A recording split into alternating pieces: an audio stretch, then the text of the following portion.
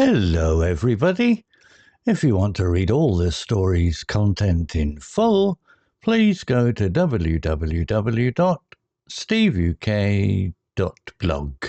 Thank you. Short Story 716, The 13th Floor, Upper Beginner. Elias worked on the 13th floor of a large building. It was late, almost midnight. The city below was dark and quiet. Elias was ready to go home. He closed his laptop. He walked to the big window. Across the street there was another tall office building. Elias saw a light on the floor high up. He saw two men inside. One man was tall and strong. The other man was smaller and looked afraid. Suddenly, the tall man pushed the small man hard. The small man fell over. The tall man quickly looked up and looked out the window, right at Elias. Elias felt a shock. Did the man see him? Elias walked fast to the lift. He pressed the button for the ground floor. When the lift doors opened, the long corridor was empty. He quickly walked past the security desk and out onto the street. He needed his car. His car was in the underground car park 2 streets away. Elias walked very fast. The street lights made long, scary shadows. He felt a cold, strange feeling. Someone was behind him. Elias stopped and looked back. Nothing. The road was empty and wet. He started walking again. Clack, clack. He heard shoes on the pavement. Faster now. He ran to the car park entrance. He showed his pass. The gate went up. He ran down the long concrete ramp. The air was cold and smelled of oil. His small silver car was on level B2. He found it. He quickly opened the boot and put his briefcase inside. He jumped into the driver's seat. His hand shook as he put the car key in the ignition. Tap, tap, tap. Someone was at the driver's window. Elias froze. The tall man from the office window was there. He wore a dark coat and his face was cold. Elias did not move. He quickly pushed the door lock button. Click! The tall man spoke, but his voice was quiet. You saw nothing, Elias. Nothing on the 13th floor. Elias thought fast. He started the engine and pulled the handbrake down. He pushed the accelerator pedal hard. The car made a loud, angry noise. The tall man stepped back, surprised. Elias put the car into reverse gear and turned the steering wheel hard. The tires screamed. The car hit the concrete pillar. Bam! The tall man was shocked. Elias changed gear again. He drove forward quickly, hitting the man's legs slightly. The tall man fell over. Elias did not stop. He sped up the ramp and out onto the street. He looked in the mirror. The tall man was standing up, but he was alone. Elias drove far away. He had seen a secret, and now he was safe. He would call the police later. The 13th floor secret was safe, for now. Vocabulary notes. 13th floor. Noun phrase. Definition. A specific level or story in a building, numbered 13. Example. Elias worked on the 13th floor of a large building. Meaning in context. The floor is where the action begins, the secret location. Similar words, synonyms related. Level, story, British English spelling. Deck, for ships, planes. Sentence example. The hotel room was located on the 13th floor, offering a view of the whole city. Corridor, noun. Definition. A long passage in a building from which doors lead into rooms. Example. When the lift doors opened, the long corridor was empty. Meaning in context. Elias checks that the hallway outside the elevator is clear before he leaves. Similar words, synonyms related. Hallway, passage, hall, passageway. Sentence example. She walked quickly down the corridor to the meeting room, feeling nervous. Pavement, noun. Definition. British English. A path with a hard surface, usually next to a road for people to walk on. Example, clack, clack. He heard shoes on the pavement, faster now. Meaning in context, the walking surface outside where Elias hears the sound of his pursuer's footsteps. Similar words, synonyms related. Sidewalk, American English. Footpath, walkway. Sentence example, the children skipped happily along the pavement on their way to school. Ignition, noun. Definition, the mechanism in a car or other machine used to start the engine, often requiring a key. Example, his hand shook as he put the car key in the ignition.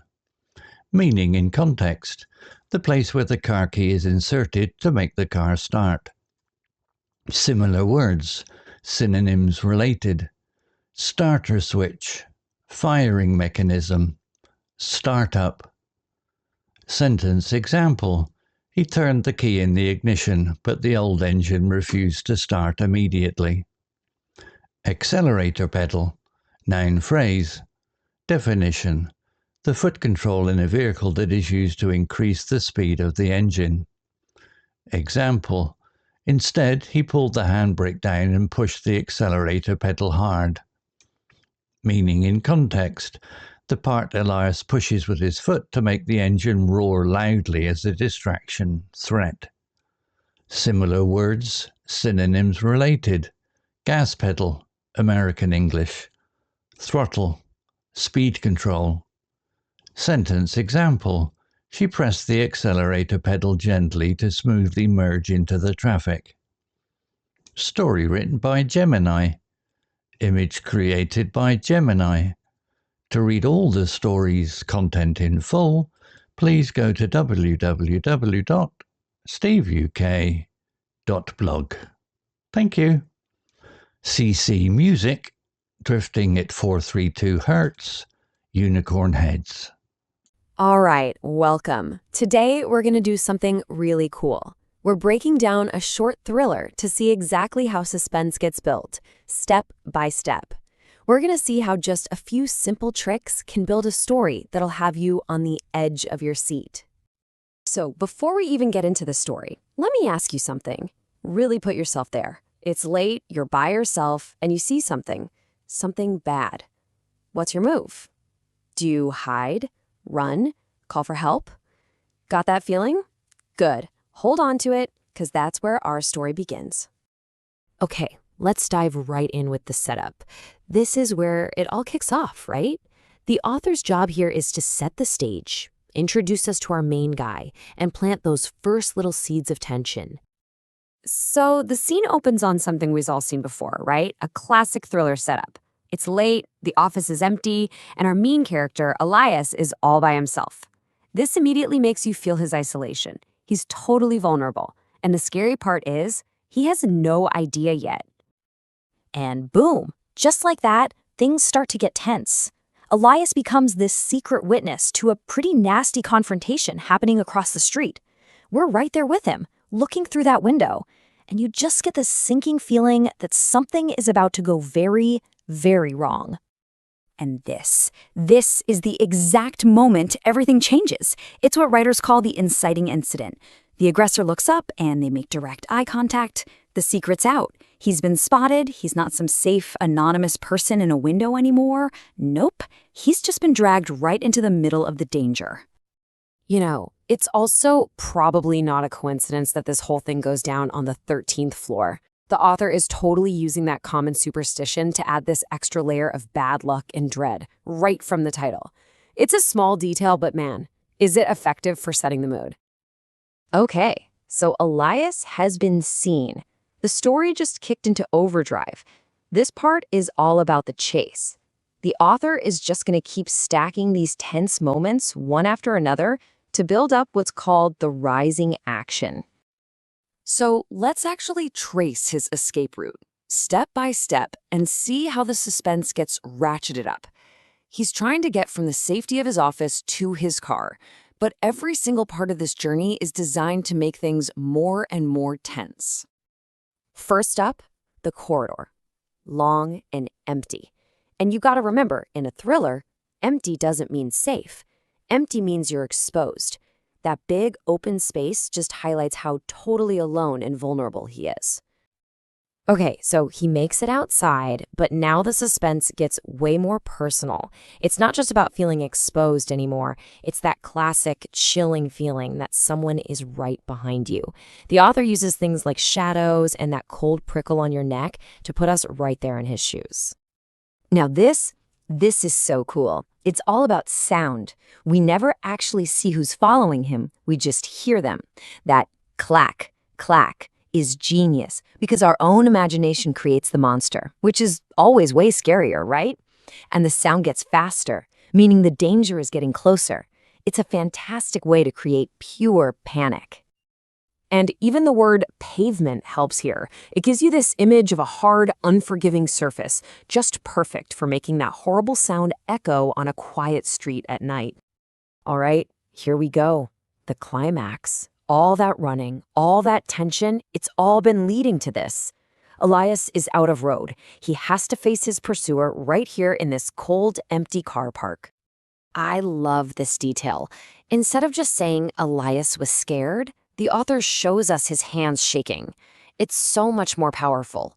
We can feel his terror as he's fumbling with that key, something so simple that's now almost impossible for him to do. So, the ignition here, it's not just a part of the car. It's everything. It's his one and only hope for getting out of this alive. And he is running out of time. Fast. Let's break down this final showdown, play by play. It all happens so fast. The tap on the window, the threat, and then Elias's plan. And what's great is he doesn't just freeze. He uses his head, turning his car into a weapon and a distraction all at once.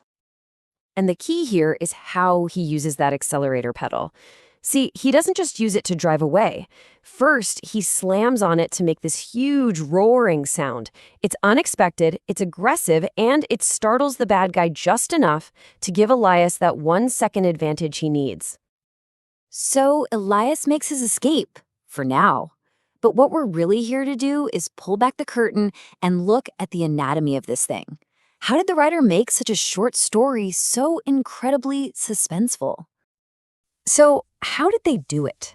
Let's dig into the actual techniques the writer used to make us feel every bit as panicked as Elias did. These are like the essential tools in any thriller writer's toolbox. All right, here's the secret sauce. Short, punchy sentences, they make everything feel faster, like a racing heartbeat. Focusing on sounds like that clack, clack makes us do the scary work in our heads, which is always way more effective. Making the character feel isolated makes him vulnerable, and showing us his shaking hands makes the fear feel real to us. It all comes back to that classic rule, show, don't tell. So let's just quickly review that key vocabulary, and you'll notice every single one of these words is connected to a super tense moment in the story. The corridor, the pavement, the ignition, the accelerator. The author's language choices aren't random. They're a huge part of building this suspense. And this is how the story leaves us, with a question. The immediate threat is gone, but think about it. The tall man knows his name. He knows what Elias saw. A really great thriller doesn't just stop. It leaves you thinking, but what happens next? And that lingering question is what makes the story stick with you long after it's over.